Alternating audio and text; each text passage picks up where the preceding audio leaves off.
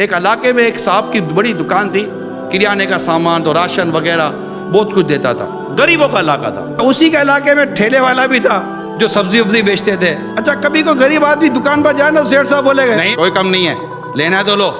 सेठ कम करता ही नहीं था।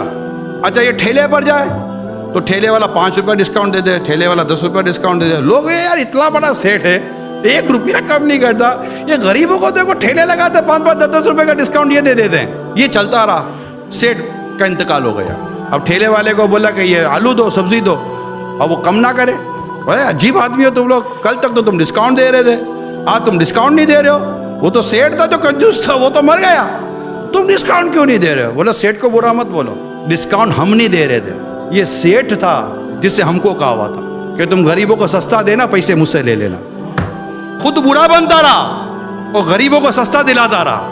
लोग उसे जिंदगी भर बुरा कहते रहे, मगर कभी उसने ये नहीं कहा कि तुम्हें जो महल्ले में जो ठेले वाले सस्ता दे रहे हैं ना, ये मेरी वजह से दे रहे हैं। ये हम है जो बोल देते हैं, ये नौकरी मैंने दिलाई थी, ये तुम्हारी बेटी की शादी मैंने कराई थी। हमारी जबान से मैंने निकलता है, मैं करता हूँ, मैं करता हूँ, मैं करता हूँ। अल्लाह के नेक बंदे मैं नहीं कहा करते थे।